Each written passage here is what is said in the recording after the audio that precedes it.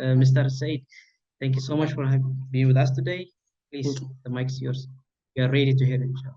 Thank you so much. Okay, thank you very much, brother. And welcome all of you. And again, my apology, my sincere apology for the delays. My experience as a volunteer and management committee trustee, and eventually as part of the executive team, and now interim CEO for Ethar. That's my expertise, really working in the charity sector for the past maybe 25 years, 27 years. So what I will share today with you is basically a case study for Ethar, what made Ethar what it is today, and what are the challenges that Ethar overcome, and what are the challenges that we still addressing, and as an organization, how we grow up, and what kind of lessons we can learn. So really nothing complicated about what I'm going to say. Ethar is like many small to medium-sized charities who went through a number of stages. But because maybe the similarity between Ethar and many of the organizations that you are working with, this might be a little bit beneficial for all of us to share some of the information I will share today. So, like I said, most charity organizations will have something in common when it comes to doing well or being successful. Ethar is no difference from those organizations who managed to survive for the past almost now since 2006, 18 years, and continue to serve its people. So organizations who are, we can call successful, they share a clear focus. They know exactly what they want from the charity since the setup and moving forward. They have a unique kind of donation experience. People who work with those charities, normally they enjoy whether it's the donation, whether it's visiting the field, whether it's the projects and how it's done. They enjoy that experience, and for that reason, they continue to support that particular charity. The other thing is with charities who are successful, the diversity in funding. And with Ethar, if I go back to those three main points, we had a clear vision of what Ethar wanted from the day it was established by Brother Sultan Abu Salman. Our relationship with our donors is not like the majority of the big organizations who have very wide donors base. Ours is more or less a specific group of donors who come back again and again to support Ethar. So we created that kind of unique experience for them. And the diversity in funding with Ethar, we rely heavily on public funding. But in addition to that as well, we managed to tap into the institutional funding with some of the large organizations as well. So those are key elements for Ethar. But the most important element for me, to be honest, as a person who experienced this journey with Ethar, and maybe this is something as we go along, inshallah, we will talk more about it, is the leadership. From the trustee point of view, from the founder, from the consultant who joined us from day one and continue to work with us. This is a very important element for any success, but with Ethar, probably that was one of the main reasons Ethar continued to serve. The other elements, of course, without trust, you can't do anything. Trust is a very, very important element of any successful charity. What I will do is, through my presentation, I will try to compress my presentation for an hour maximum, an hour 15 minutes, and I will leave time for discussion, because maybe you will have a lot of questions about Ethar development or Ethar work, and what kind of things I can share with you, what kind of experience we can share, because I think that will be more relevant, because I'm sure you've done a lot of theory work, and mashallah, yani, the experts and the trainers have done extremely well. With the next slide, I will just explain shortly what is Ethar through those important points. It's really important from the organizational point of view to realize how Ethar become a little bit unique as an organization, especially if we're talking about organization working in the Horn of Africa, or particularly with the Eritrean refugees, why it's slightly different.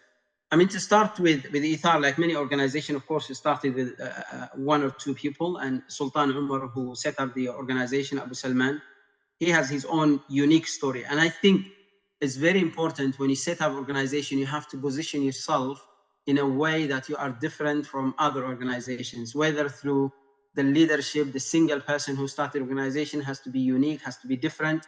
He has to have some kind of stories to tell, so that when people tap into those stories, they realize this is something different from the hundreds of organizations out there, or from the 10 messages that you receive every now again regarding organization. So Sultan Umar, when he started the organization, himself was orphans, and he suffered from being refugee, traveling from country to. He managed to tell these stories. He managed to share those stories. And I think for Ethar, when he started, that story sharing was a big element of the success, and how Ethar started to grow. Wherever Sultan visits or speaks about the refugees, he starts from his own stories and then continue with the refugees, which take us to the next point, which is very important, the focus. The focus of Ethar always been the forgotten refugees, and hence we used the word forgotten refugees. That was the slogan of Ethar. And for the first, in particular, the first 10 years of Ethar life, from 2006 to 2016, that slogan was very important to deliver a message, to connect with people. So for any charity, really, they need to have a unique focus point where they can distinguish themselves. They can see, they can be seen clearly different from other organizations, because every region nowadays you have tens of organizations working in the same region. So if you want to be recognized, for people to support you, you have to have a unique reference, a unique story to tell. So focusing on the forgotten refugees, and not to be drawn into other projects within the local area or internationally. Like, there is always pressure to work in issues like Palestine, Gaza, or Afghanistan. We were always being asked at Ethar to work, even if it is a little, but the advice from our experts always been focus on delivering quality project in certain areas, and let people know that you are very focused, and you are specialized in particular area. That was a key element of Ethar success. I think the other one is really the work we've done, although it was a little work in comparison with large organization, but has a great impact. Like the school projects we've done, the water well we've done. It was in areas very difficult to reach, or very difficult to serve. Ethar built the first school in the refugee camp, secondary school. So in Ungorgur, when we built a Rahma school, it was very unique. There was no other schools in the area for students who are 13, 14 years plus. There is no secondary school. So for Ethar to build that, that was a massive statement. And I think sometimes by doing a small project that has a greater impact on the community, can give you the opportunity to expand and to be recognized. And that was very important for Ethar. The other thing is, I'm sure all of you, you've been volunteers, and you work with the organization as volunteers. But with Ethar, almost for the first 10 years of its life, the quality of volunteers was very important. It wasn't just normal volunteers, to be honest, from the trustees to the consultant who helped Ethar to grow.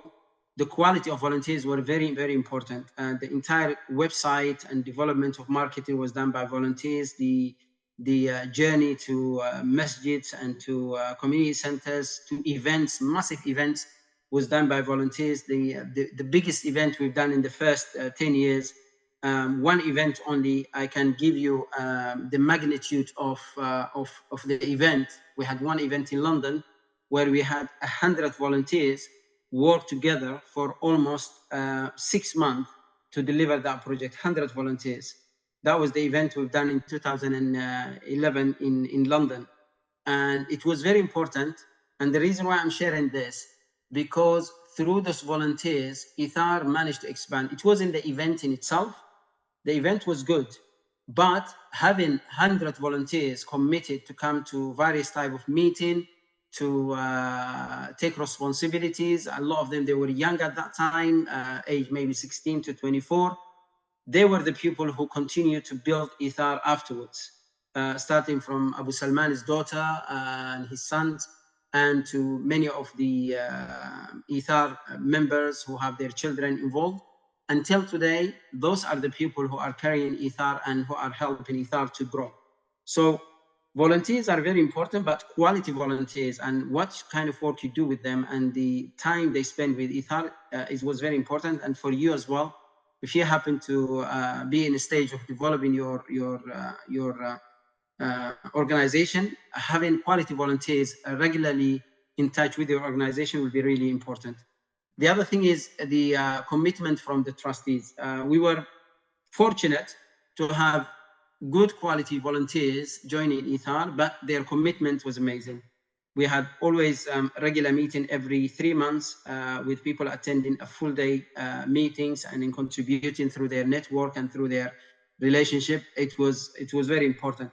And I think one of the key issue for Ethar, since we're talking about Ethar as a case study, one of the key issue with Ethar was the rotation of the leadership. So regularly, without any issue, we had regular changes of chairman.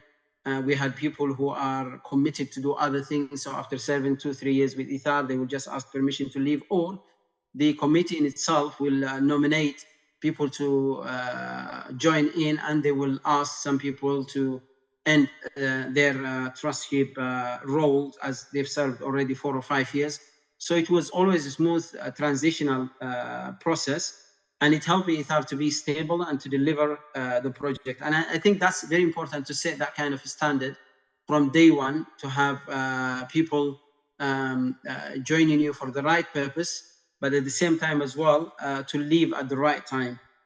So you don't have the issue of trying to push people outside the management group, or trying to end somebody's involvement because a friction of creating problem. It's very important to have a clear journey, a clear mandate why they are joining. And then if it happened that they are serving brilliantly, fantastic. If not, it's always good to be able to discuss this openly and to bring in new people with more skills to help.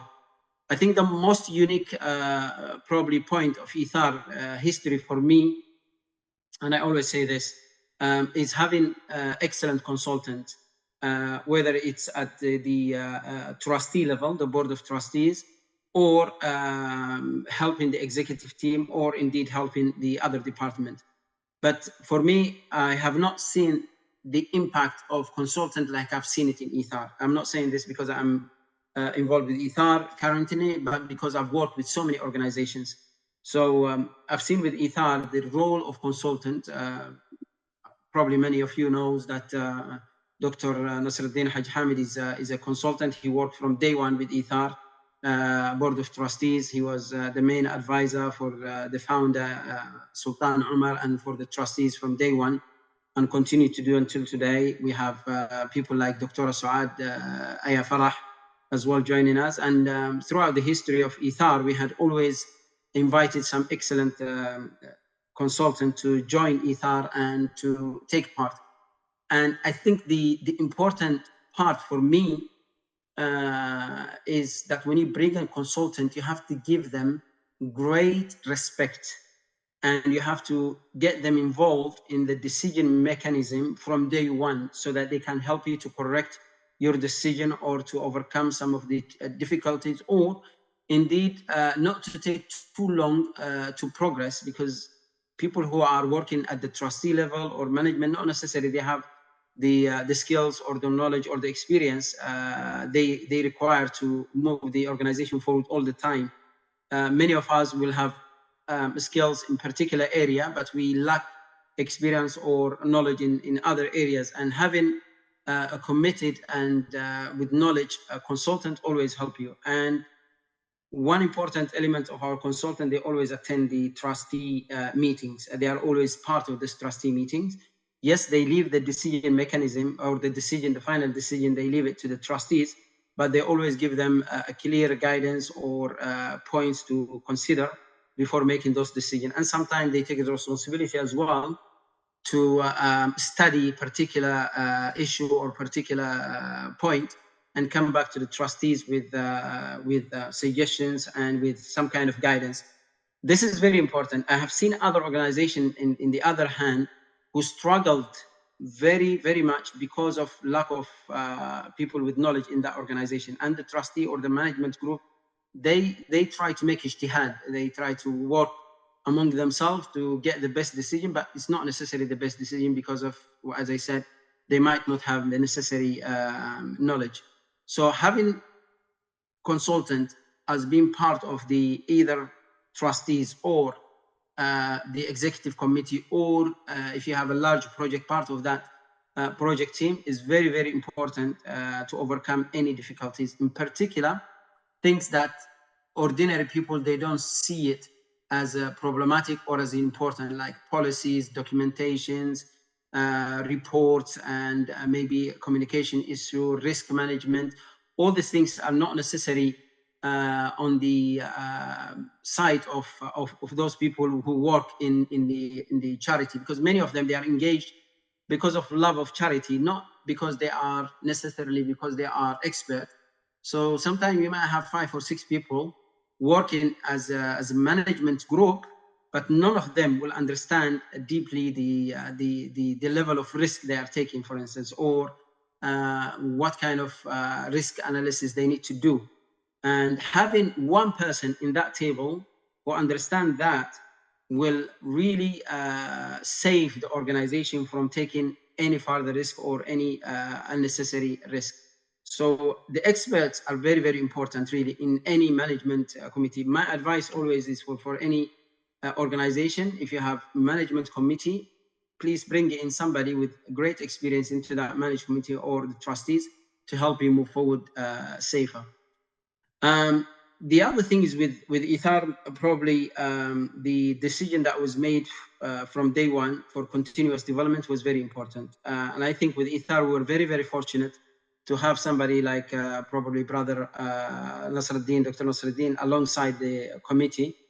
And that helped us always to focus on developmental aspects, considering the level of projects we do, the work we do in hostile areas, Sudan, Yemen, Djibouti, Ethiopia, they are all hostile areas.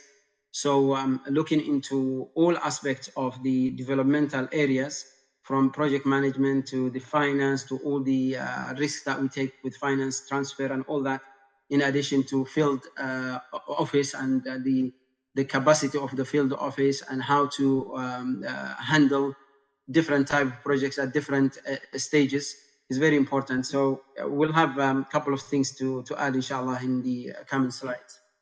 So for Ethar journey, those points that I shared, they were very, very important, to be honest. It is what made today Ethar probably a little stable and moving forward always, despite the great challenges that we face currently, in particular in Sudan and what's happening in Sudan. The other thing is, the question always is why Ethar has managed to survive so far, and how we overcome some of the difficulties that we faced over the past few years. We know the situation in Sudan, for instance. We know the situation in Yemen. A lot of smaller charities like Ethar, unfortunately, they lost their license to work. Their bank accounts were closed, and they faced great challenges. Only big organizations, they managed to survive those hostiles, like Islamic Relief, Human Appeal. The large organization, they managed to survive because they have the capacity to do so. But small organizations, they suffered. A lot of them, they lost their license, or their bank account was closed as a result of working in those areas. With Ethar, alhamdulillah, one of the key element for us was Ethar was considered to be the voice of those voiceless refugees. So from that point, we understood maybe the magnitude of our responsibility as a charity, that losing the license is going to be a catastrophe for our refugees. So we always took extra measures to make sure that we don't lose ground, whether it's working with the banking system or working with the funders. We always took extra care and we listened to our advisors. So that was very important for us. The other thing is, I think we worked very hard on awareness campaign. For any organization, whatever project they have, probably we need to understand sometimes it might take a year, 2 years, 3 years to work on your awareness campaign before actually you start getting great support. And with Ethar, we had to be patient with a lot of the projects because the issue of the Eritrean refugees is unknown. Working in areas like Sudan, Djibouti, Yemen is considered to be a high risk for many organizations. So it required a lot of patience. And sometimes you have to take a lot of disappointment and just, you know, swallow your pride and continue to try harder. Probably for every 10 approaches we make, whether it's organization or high value donors or institutional funding, probably for every 10 we have one success, 1 out of 10. So it's not necessary every door you knock you will get a result. So our team have to work a lot harder. We have to convince people. We have to take them into a field visit, which comes to the next point. The field visit for Ethar was a key element of our success always. So you can imagine with Ethar for almost like 5 years when Brother Sultan worked to raise awareness about the Eritrean refugees, almost for 5 years, his success was minimum. You couldn't say it was very, very successful. Only maybe a few hundred people heard about the Eritrean refugees or the issue we're facing in the Horn of Africa.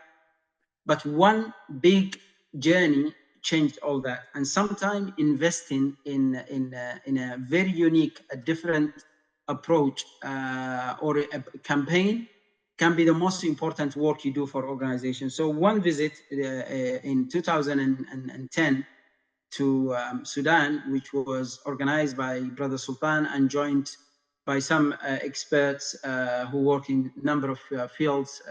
One of them worked in the past with Islamic Relief, others, they were head teachers. Some of them, they were influencers in Birmingham. So it was a joint visit for about 5 or 6 people to Sudan, and they made a documentary. I think it was probably a very important point in the history of Ethar. It was a very important milestone that Ethar hit because that journey, it was a reason for me to join Ethar strongly. Before then, I used to be just a volunteer, but since that documentary, my perspective about the Eritrean refugee changed myself, and hundreds of people in our community joined Ethar, and many more people from outside the community as well. So that campaign and the investment in that campaign that led to that documentary was very, very important. And it changed the direction of Ethar. In 2011, once that documentary was launched, everything about Ethar changed from then. People have better awareness. The level of funding was greater, and the impact of those events and visits were greater even. So unfortunately, during that year as well, we experienced the illness of our brother Sultan Umar, the founder of Ethar, who was diagnosed with cancer. For the next 2-3 years, he was going through treatment, and he suffered a lot. But sometimes those atrocities as well can be a reason for people to even have more awareness. The sickness of Brother Sultan, although on a personal level and with his family, he suffered a lot, but brought our team closer together, and a lot of people who heard about his sickness, they were more sympathetic toward Ethar, and they reacted in a positive manner to support Ethar. That's including from the trustee management team to our volunteers and to those who are associated themselves with Ethar or with the refugees. So his sickness, although it was, as I said, difficult experience for them, but for Ethar as well, it did help raise awareness. Finally, one of the important things for Ethar was always about the project we choose to do. In particular, the educational projects we did has a great impact on the refugee camps. Ethar is not specialized in a particular project or something unique. Unfortunately, because of the level of needs in those refugee camps, Ethar tend to work across a range of projects. From orphan, you will see later the number of projects we do, but we work across many projects. But one unique project that we've done, and it has great impact and continue to have impact today, is education. And sometimes, although you have many projects, but you have to choose a flagship for your organization that will enable you to stand out. And I think with our education project, we built or supported to build 2 orphanage schools that has hundreds of students and graduated hundreds of students from them. And we built a number of schools. We sponsored, at some stage, we had almost 12,000 students who are relying on Ethar support, from daily lunch to teacher salaries to other expenses. So the education project was almost like a flagship for Ethar, and it did help a lot to raise even further awareness, to help us raise fund and deliver most needed project. And of course, with the flagship project, it doesn't mean that you drop off other projects. But what happens is, if you have a unique project that you are doing and you are known about it, it is a vehicle for you to reach out to the community, to reach out to the donor. It's really good, because once you reach to the community, then they will realize the other projects you're doing, they will be supporting you. So with Ethar, what happened is, although we reach out to the community for emergency projects, although we reach out to the community for particular maybe educational project, but the reaction always is, can we do more with Ethar? Can I sponsor a masjid? Can I take 10 orphans? So people, once they are aware of your campaign, they trust you. You can do other projects that you are part, or you can do the project that are part of your annual plan as well. So it doesn't mean a flagship will hijack the funding or the project from other areas, but it is a way to reach out to the community. I think from my side, with Ethar, we had probably, this is important for all of us here, because I think many of the organizations have similar experience, and maybe it's an opportunity for me to see how we handle some of those issues. So there are great internal and external challenges that we always come across. So building the right team is the most important part. I think for the internal challenges, it all starts by having a good team that's working together. And we thought, like every other organization, we did have our share of challenges. And in particular, if you consider the relationship among, you've got the founder, you've got trustees, you've got consultant, you've got executive team, you've got staff, you've got volunteers, and you've got influencers as well, you've got and big donors. This is all part of your team, if you like, partnership that you built with other organizations and have influence. So how do you handle all this probably dimensions and those people who have influence in one way or another to the organization? So this is very important. And I think with Ethar was very unique because of the situation and the way Ethar probably grow. Brother Sultan Umar, the founder of Ethar, probably he was the most important asset of Ethar, and continue to do so, I believe. He's a very important asset for Ethar. And wherever he goes, it means Ethar is there. So the name of Sultan associated with probably Ethar Relief and our projects. So at some stage, it was very important that for people to realize as well, although Sultan is the founder, there is a team, there is consultant, and for people as well to realize this is now an organization.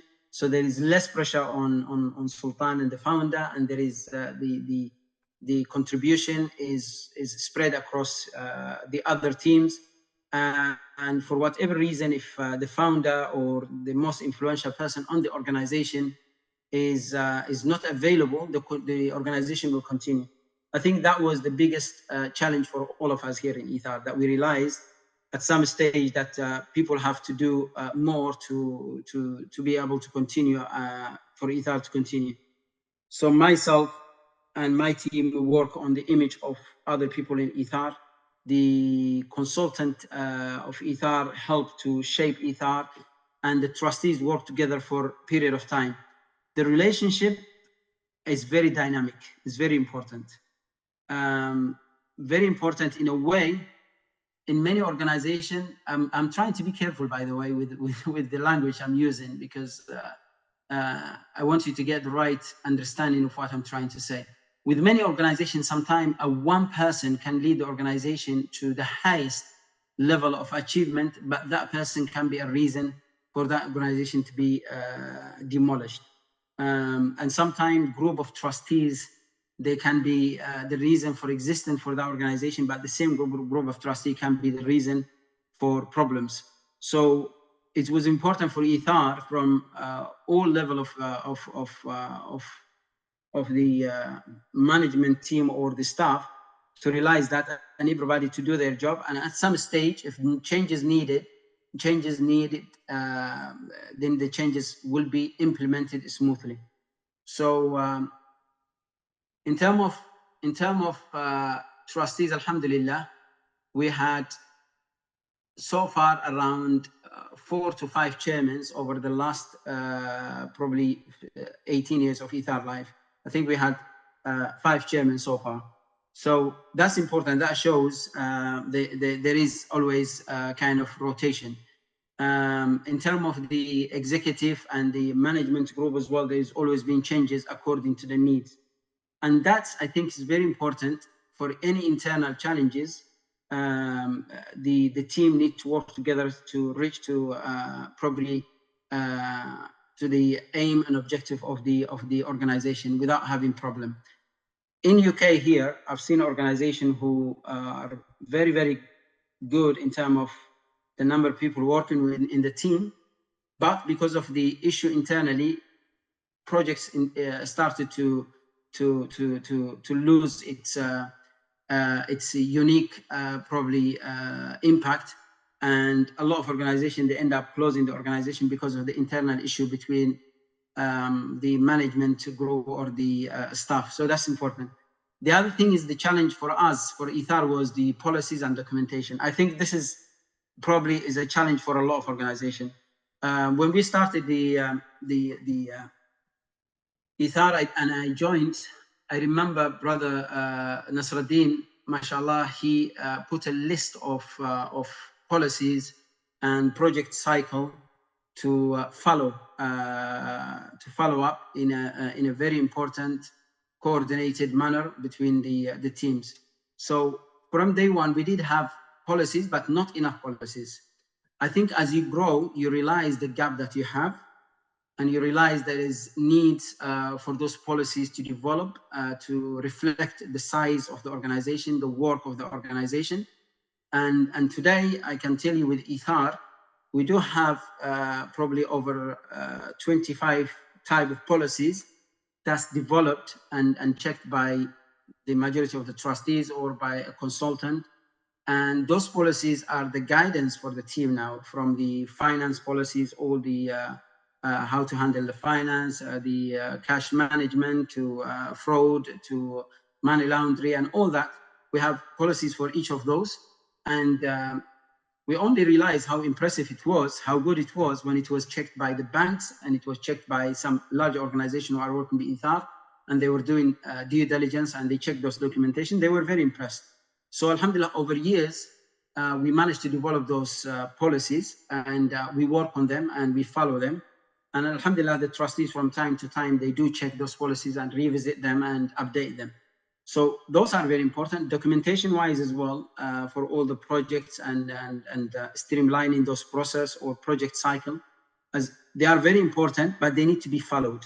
I think one of the challenges for Ethar was that we. Is everything okay? Yeah. Yeah, yes, okay. Yeah, it's clear. Yeah, it's clear. Yes, brother. Fine. Everything is good. Okay. It's very, very important just to follow those process. I think one of the challenges for any organization is to have a policy that's sitting in your drawer in your desk and you don't follow it. And that's the risk. The biggest risk is always that we have the tools in our hand, but we don't use them. We have those documents, we don't use them. And I think that's very important. One way to check how good you are with your policies, procedures, is to work with the auditor that is good at checking those processes. So if the auditor, the kind of auditor who will just sign your documents and give you a tick because they are paid to do so, it's a risk, because as you grow, you don't know even where the gap is. And that's a very important part of your auditing, that the auditor is a sound auditor, is excellent.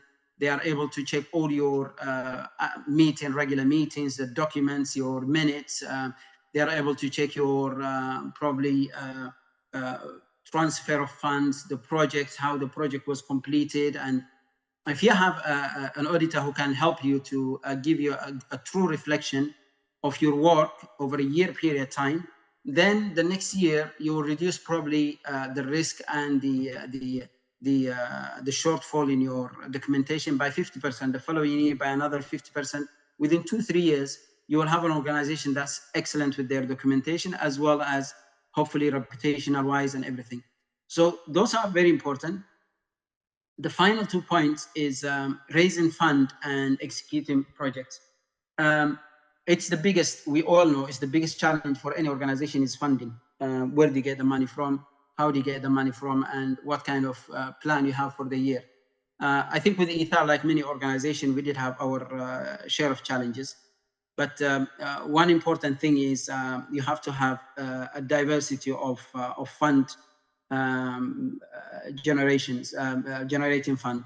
So with Ethar at the moment, the focus is that we have access to public funding. So people are able to go into website or on our social media, or come directly to the office and donate, and they have a good reason to do so through the projects, through the transparency we have, through the other elements of communication that we have with the organizations or with the individuals. They are able to trust Ethar and put money.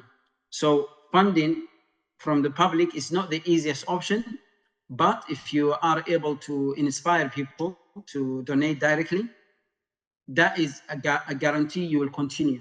Because with organizational fund or with institutional fund, depending on who is the funder, sometimes if they stopped for whatever reason, their policy changes, your organization can be shut overnight.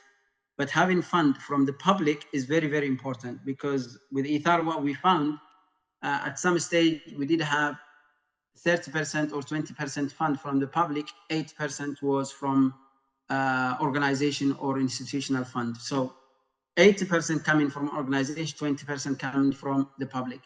And what happened is, because of the situation in Sudan and Yemen, all of a sudden this 80% was reduced significantly, and Ethar income was hit badly.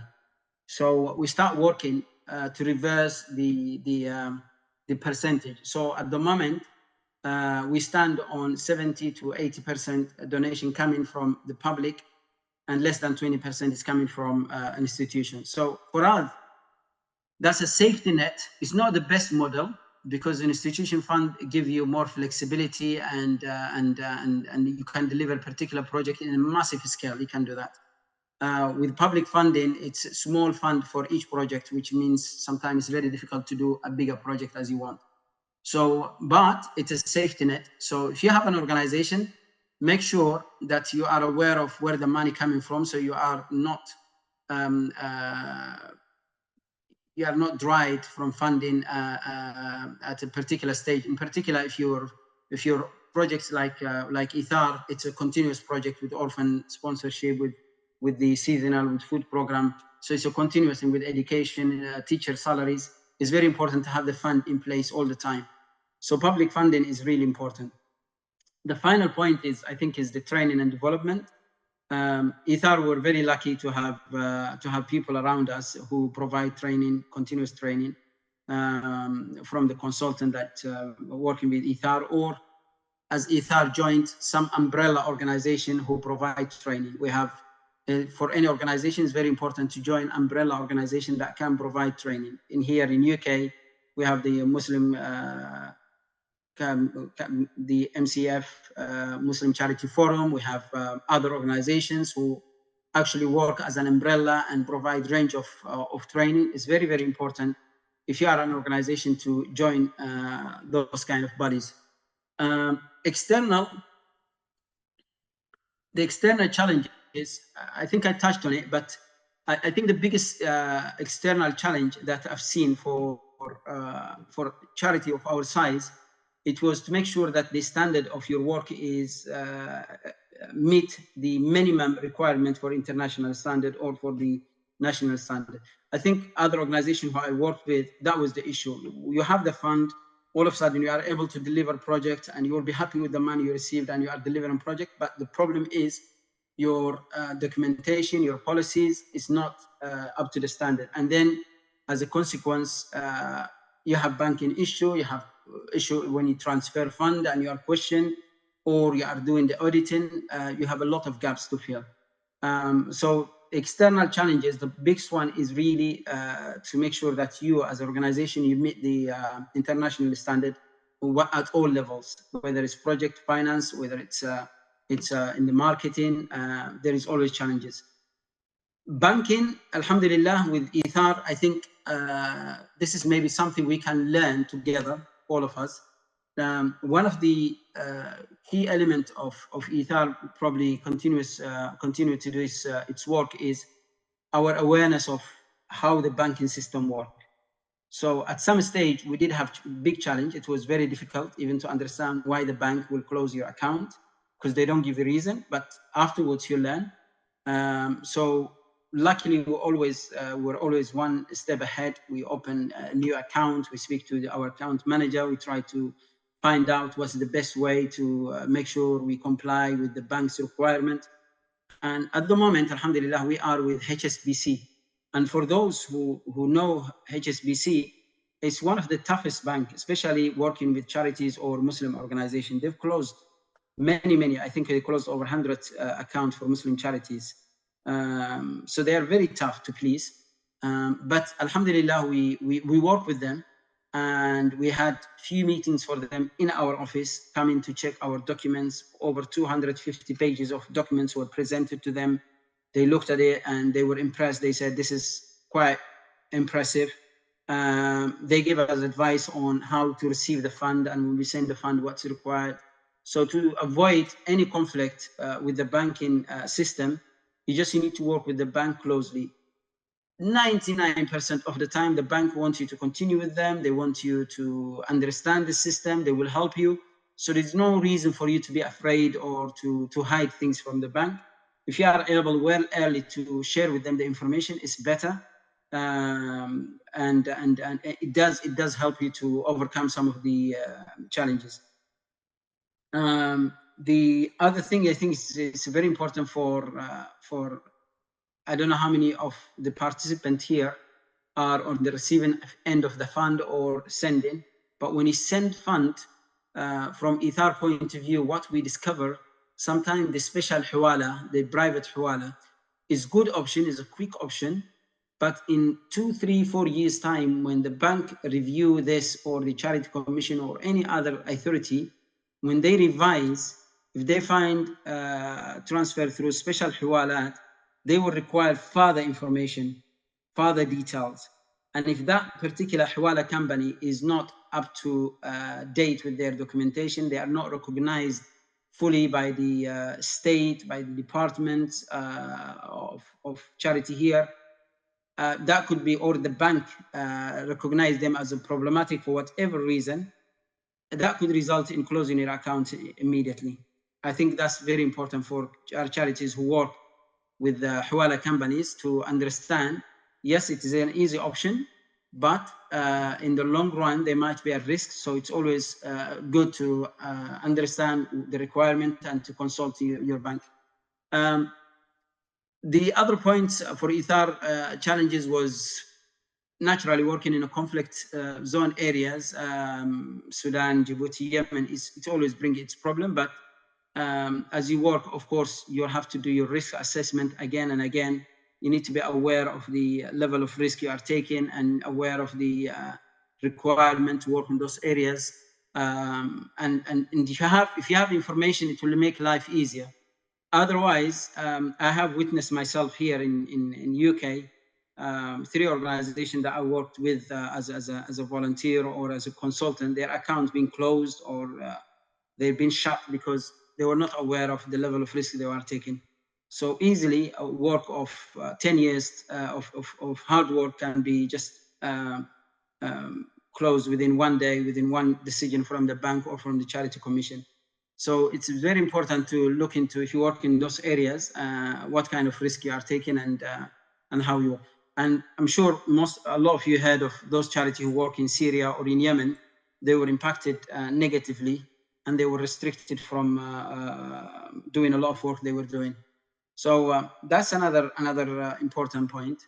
Some of the challenges that we face as Ethar, and we together, maybe we can always look into how to make things better, is the lack of infrastructure in areas that we work. So people always will compare us with working in Bangladesh or working in South America or working in certain areas like Kenya and Uganda, where they have a better infrastructure. Unfortunately, working in areas like Sudan, Yemen, Djibouti, with the lack of the infrastructures, it's always challenges. And it means you have to do extra research and you have to work harder with the donors, with the decision makers, to explain to them why a project in those areas cost about 5 times how it costs in Bangladesh or in Kenya or other areas. A simple project like water project in the Horn of Africa now costs around $5,000 minimum. The same water project in Bangladesh, Pakistan, and those areas will cost less than $300. That's a massive difference. It's almost like 10-fold or 12, 15-fold. So it is a problem because these areas like Sudan, they don't have the infrastructure to do a quick project like a cultural project or agricultural project or water project or building schools, building homes. It can be easy in one areas, but other areas it's really, really difficult. So this is a really, really big challenge for Ethar.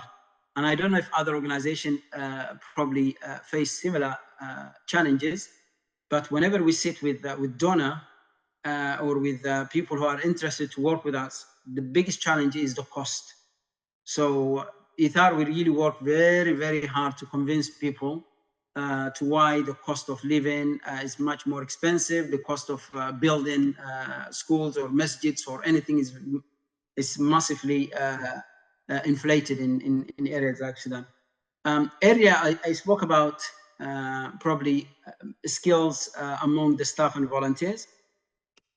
I could not emphasize enough the importance of those kind of skills. I think with Ethar, if it wasn't for the volunteers, Ethar wouldn't be where it is today. If it wasn't for the volunteers, Ethar was not built by professionals or by paid staff. It was built entirely by volunteers who have great experience, who have great passion for charity work. And I think giving training and upskilling staff is the most key element for a successful organization. And I have seen that firsthand myself. If you have a group of skilled volunteers, you can go far with your projects. And if you try to do the things yourself only, or 2-3 people in an organization, trust me, maybe you feel exhausted, tired of doing those projects, but definitely you're not going to be delivering a project of the magnitude you wish. The other thing is the cultural challenges that we face. I think this is, maybe it is something we need to work on. If you work in a project in Syria, Palestine, maybe some of the areas, even Yemen, you will find many of the communities are very happy to give you feedback that can be has impact on the international stage. While to do the same with some countries is very difficult because people are shy. People looking to providing support to these people should be sincerely and not to expose. And for them, the understanding that giving feedback get confused with probably exposing those people, and it's very challenging. Yes, you have to understand to respect those cultural aspects, but for people around the world to recognize you, to understand you, they need to see pictures, they need to see video, they need to hear stories, they need to see stories. And those are the challenges sometimes that organization can face.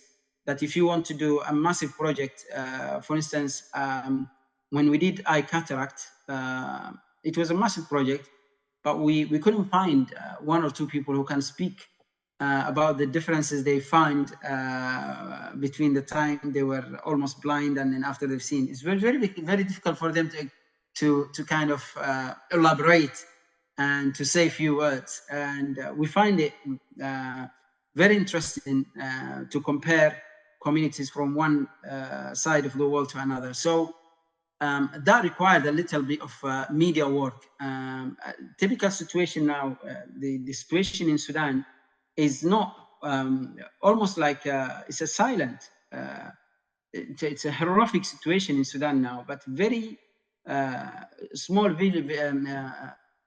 probably media footages you will find that has impact that can influence people to donate. Even among the Sudanese community, I speak about this.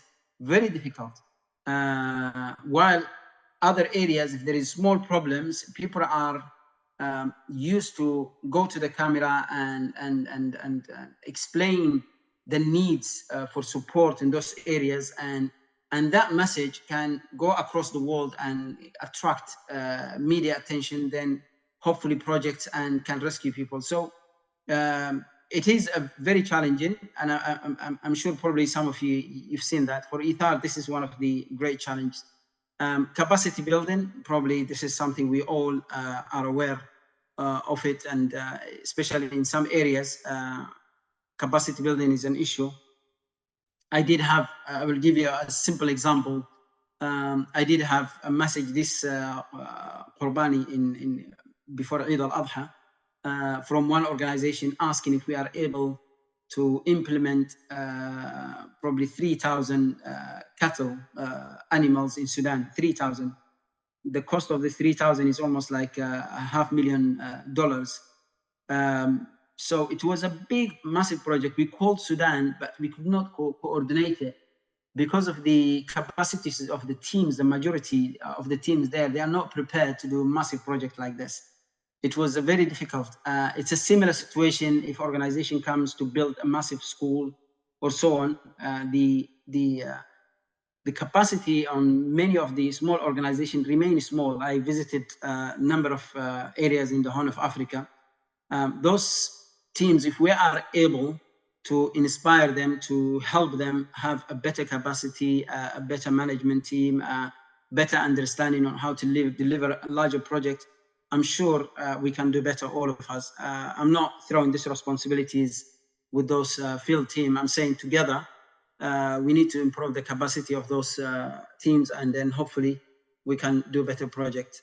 Sir, dear brother Saeed, shall we have a break, inshallah? Yeah, sure. Yeah. Is it break time? Yes, inshallah. For 15 minutes. Participants, Yeah, inshallah, absolutely. 15 minutes, inshallah. 15 minutes. Absolutely. Okay. Inshallah.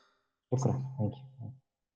One is, yeah, number one is to have really committed trustees and executive committees. when you choose trustees for your organization, whether it's small or large, whether it's local or international, make sure you choose a person that's able to commit to your cause. It's no good just to choose a name and then that name does not appear in your meeting or does not contribute in any way or shape. The same thing with your executive team. Make sure that if you have a senior management team, they are 100% committed to deliver your objectives. Otherwise, if you fail in those two areas, the organization can suffer a lot. The other areas, as I said, I always praise the consultancies, the consultants that we use at Ethar. It's really good. So choose carefully a consultant that will add something to your organization. If you have a gap in finance, bring in somebody temporarily who have a sound knowledge in finance to help you set things correctly. If it is in terms of policies, bring somebody who worked in policies for a number of years, so he can bring you a ready made policies that you can adapt to your organization, so you don't start from scratch. The other thing is applying standard policies. This is really important. You need to check the minimum requirement for policies that you need to adapt. There are at least minimum about 9 or 10 policies. You need to have them for each organization. Wherever you work in, you need to have those policies ready. You need to have the procedure that follows the policies ready, and you need to show example of how you are applying those policies and those procedures. So number one, policies, and then you've got procedures, and then you've got examples of how you're applying those policies and procedures. If you can show that, any organization who approach you, if you can show them example of how you're applying those policies, they will be happy to work with you. The other thing which is really, really important for all of us is the segregation of duties and responsibilities. At some stage, we have issues ourselves here in Ethar on how to deal with decisions. So at some stage, myself, I was a project manager, I was a person working on the funding. Of course, I was advised that I'm doing more than one job roles and I should segregate those roles. So we have to bring in people, although it costs us money and sometimes it's not comfortable things to do for a person who is used to making quick decision. But those kind of segregation of duties and responsibility will safeguard your organization. They are very, very important. And very often the most senior person in the organization is the reason that can create problems, because the founders and people who work in the senior management for a long time, they would like to do things quicker, smoother. Yeah, they want to get to the point quickly. As a result, sometimes they might be making more than one decision, wearing more than one hat, and cutting corners, and that could create a problem in the long run. The other thing is we shouldn't be worried about changes and bringing in new blood. It's very, very important. With technology, with things are moving forward, it's always a good idea to bring in people who are able to deal with the new technology, with the new aspect of finance aspect, marketing aspects, and applying projects, project management style, and the whatever management style you use, project management style you use. Somebody needs to understand how it works. The communication part now is not only emails, but there are apps and some kind of technological elements that we use that makes our life easier. But if we don't have the person who can operate those, then it's a problem. Finally, it's always the best exercise always to be transparent in addressing issues, complaints, difficulties in delivering projects. One of the biggest challenges we have in the charity sector is when people really are not transparent about what is going on. And once you lose the trust, you lose with a big funding, big support from people, from organizations, from institutions. So the earlier you talk about those issues and the challenges you face, the better always for you and for the team. And people trust me. Even in Europe here, when we work with organization or organization here work with the field, if they realize there is a problem early, they are more likely to sympathize with you, try to resolve it, whether it's cost finance or send experts or it is capacity issue. They would rather they know about it earlier rather than too late, and then their only decision will be just to apart from that partnership or end that partnership. So those are my final probably key points to keep any organization surviving. With that, I end my initial presentation, and I hope that was worth it. And I'm more than happy to answer any question. I said, Alhamdulillah, I've got good experience working in the charity sector, so don't hesitate to ask any kind of question. There is no right or wrong questions. Please go ahead. شكرا Mr. Saeed, barakallah. Thank you so much for this presentation. Barakallah fikum. Dear participant, would you like to ask any question, any comment? And please don't forget us with the feedback, please, the survey. People can write in the chat as well if they are not comfortable talking. Just throw the question. Assalamu alaikum. Walaikum Alaikum assalam. salam. Okay, my name is Muhammad Jimmy Ahmed. I'm Eritrean in Egypt. I think the work of Ethar worldwide, it's a great work, but I am confusing about one thing. Why we can't, as Ethar, working from Eritrea, from inside Eritrea, because most of our projects, I think, reflected that we serve the Eritrean refugees in Sudan or in other countries. Is there any difficulties to work from Eritrea, inside Eritrea? I don't know if there is information which pass. Because I have unstable in our internet, so maybe if I lost any information, okay. But if not, if any challenge, please. Okay, thank you, Jimmy. Probably most people know working in Eritrea under the current circumstance is not an easy option. I did, on a personal level myself, try to find out if we are able to work through the local embassy here in UK, but we couldn't get answer. And many organizations who tried to work in Eritrea, they did not have the access to do so. There are challenges in Eritrea at the moment, and you've seen a lot of international charities, they tried, but they couldn't. Most organizations, they will tell you the situation in Eritrea does not allow any charity to go there and work like it is in Sudan or Somalia or Kenya. You cannot just land there, open an office and work freely, unfortunately. So it is difficult.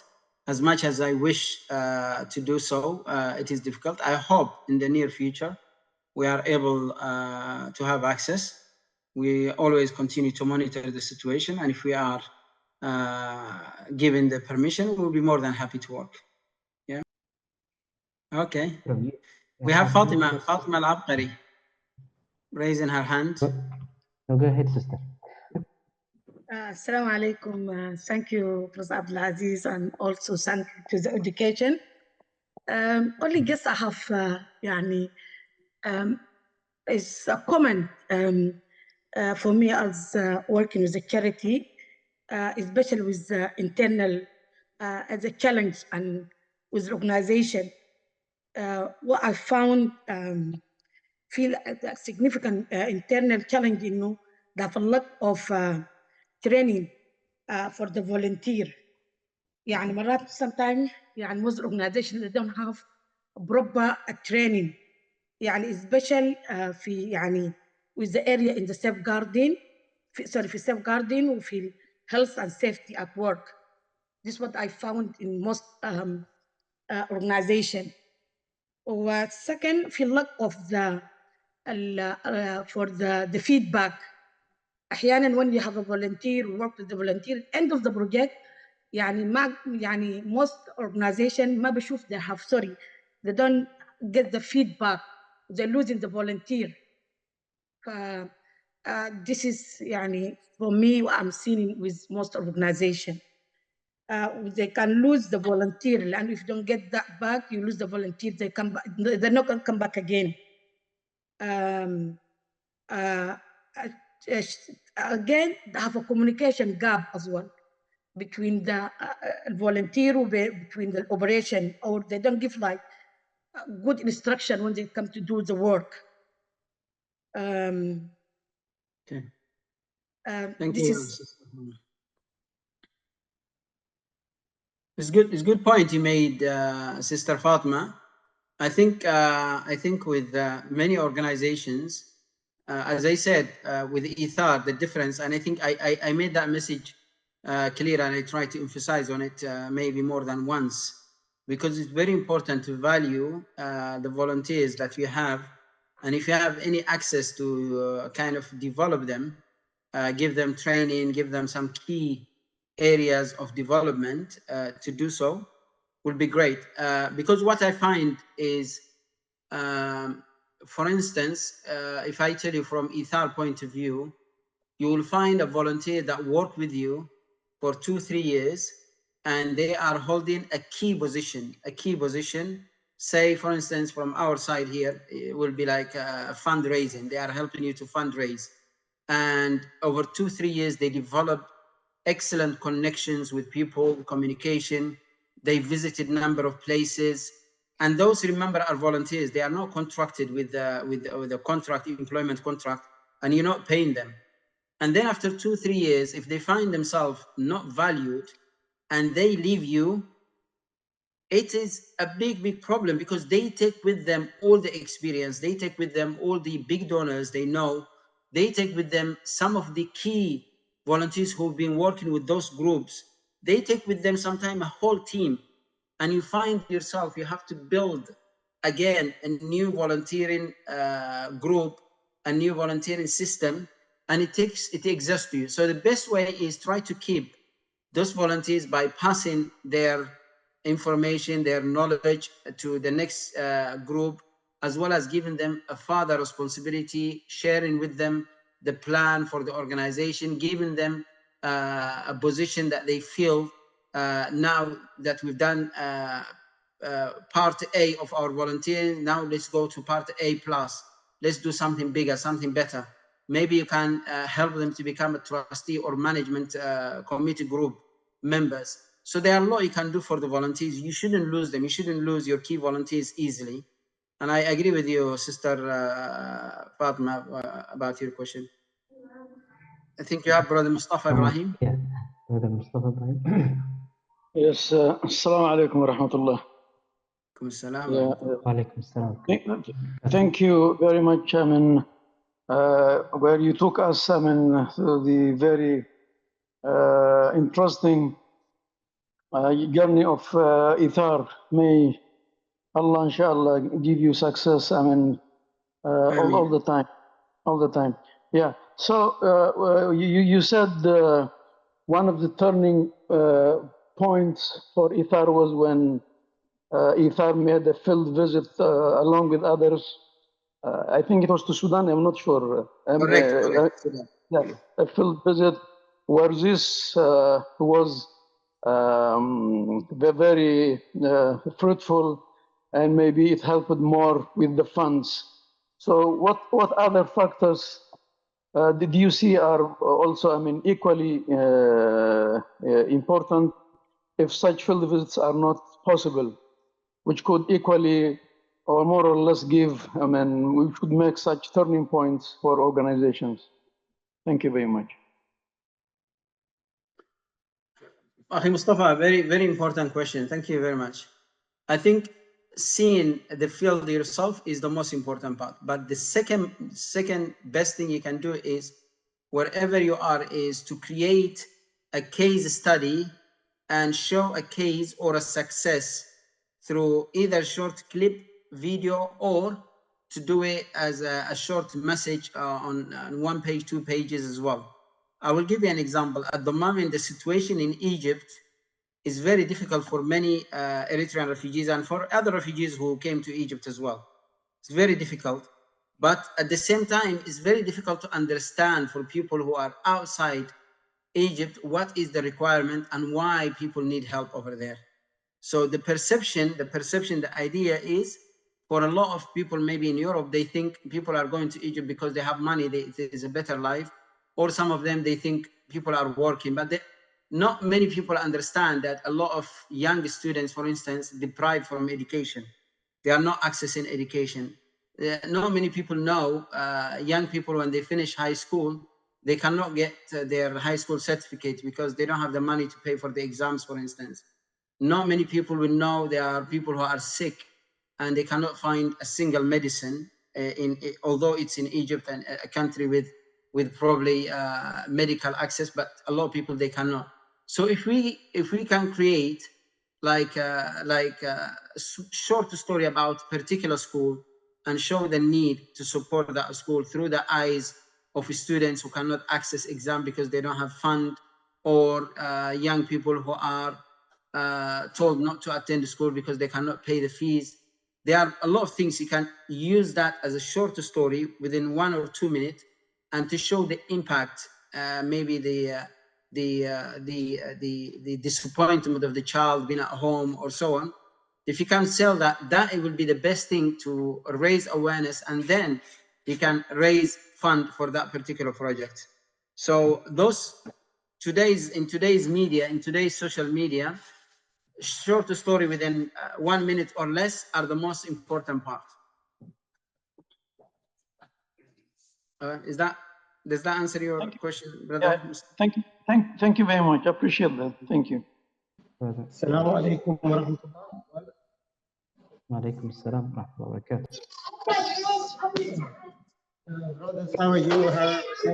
I want to say firstly, thank you to Ustaz Saeed Abdelrahman for the, mashallah, full, informative information and lecture. And alhamdulillah, I'm proud. I'm part of Ethar for almost 6 years. I don't know if, Brother Saeed, he can recognize me, or maybe I will tell him my nickname, Majawrai. Wonderful to have you, Majawrai. Alhamdulillah, I'm very proud, and alhamdulillah, I get a lot of experience from Ethar because, as you know, Brother Saeed mentioned, we Ethar, mashallah, work in different projects, education, health, emergency, response, working a lot of projects, especially the Eritrean refugees. And alhamdulillah, I was so, blessed to work under, especially Brother Saeed. We will communication with him, mashallah. We do get a lot of, experience through the communication, and we make a lot of, change and correction, because sometimes when you are in the field, you make some mistake or you be in hurry to do a lot of things. But alhamdulillah, the correction was there, and alhamdulillah, good advice. And I'm happy to be, to attend this meeting, this lecture. Fantastic. Brother Muhammad, mashallah, you are one of the top staff and the leaders that I came across. Jazakallah khair. Thank you for taking part today. And I equally share with you the level of communication you certainly set at high standard was great, and I think that's very, very useful. And probably one of my experience with Muhammad Majawrai when he was working in Sudan in particular was him trying to understand the requirement from our office, from the Europe point of view. And Muhammad always tried to deliver within mind that people in UK, in Europe, they have a different requirement from how it is in Sudan, which is sometimes difficult. You have to do extra work. You have to do the work doubled the amount sometimes. So, Jazakallah khair, Muhammad. It was always pleasant working with you. And I hope wherever you are in USA at the moment, yeah? No, not yet. I'm working with Araha now as regional program coordinator. Oh, mashallah, mashallah. Good. Okay, mashallah. Hopefully we'll work with you soon, inshallah, as well. Yeah. One thing, okay. One more comment to just emphasize. One of the good things that Ethar do, not only building, like he said, they mainly focus in education. And alhamdulillah, I want to tell the others, brothers, that alhamdulillah, Ethar built 5 secondary schools. Just, you know, Brother Saeed mentioned just only the first examples of the school that they built. But Alhamdulillah, now Ethar running 5 secondary schools and also running, you know, it's not just only building them, they are running it since they start, you know, including even paying for, you know, teachers' salary, management, following up, reporting, and everything. And Alhamdulillah, they are doing great job. And one of the things that I can remember, when we was working with the local agency, you know, people sometimes, you know, our local agency, they'll get jealous because when we get to the field, they will tell us, start, you know, Ethar people, they are in the field. They won't recognize even the local NGOs. And always trying to emphasize that, yes, we are part of the Ethar team, but now we are representing also the local agency. Because our management, they say, why always they recognize you as the Ethar team? Why they didn't mention the local, you know, NGOs? Yes, of course. It's good. You have to recognize everyone. You have to recognize everyone. Exactly. Because of Ethar, but a lot of, you see them in, you know, distributing food, you see them in the school, you see them building mosques. They're always, Ethar was there. That's why the people even think there's no NGOs called Witco, just only Ethar, because of a lot of things that have been, subhanallah. Thank you. Alaikum salam. Ramadan? Yes, Brother Ramadan. Assalamu alaikum wa rahmatullah. Alaikum salam wa rahmatullah. Okay, Mr. Saeed, how do you do? I am Ramadan from Sudan, Kasal. حياك الله رمضان يا هلا وسهلا. I am the general manager of Taysir organization, but it's very weak and small organization. Yeah, we're only working in Ramadan and Hajj, and also we have some orphans. But what I thought last time is because I am always concentrating in education, so I established my private school in Wad Al Hilal. Before 4 years, it's private as Ramadan, not as an organization. Now I got the license to also to establish a school in Shagar, because I saw that many refugees there, they need for education. My idea was that time, if I can establish a school for the primary school, okay, and I will lower the price for orphans and for the poor people. How can you see help in that?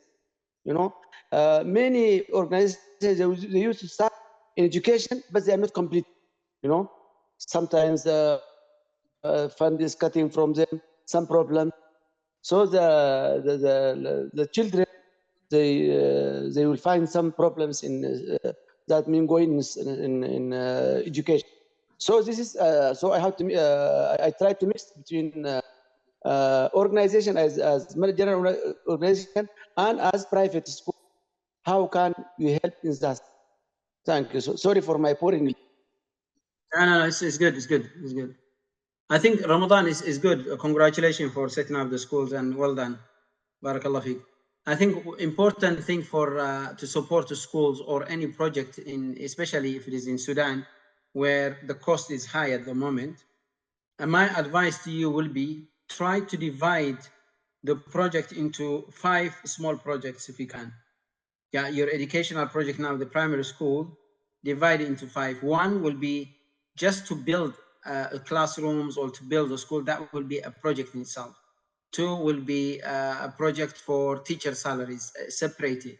And then 3 will be maybe for the running cost of the school, you know, chalks, board and things like this. And then 4 will be for food program for the school. If you require breakfast or something, keep it separately. Finally, for any extra outside the curriculum activities, like you do additional studies activities. You want the children to have a little fun. Separate the projects and let each project has its own budget, and then try to approach as many organizations as you can. There is no harm in doing that. Okay, don't just focus on one organization. You can always approach 2-3 organizations. Maybe Ethar is able to cover teacher salaries. Other organizations, they are interested in building a school, they will help you.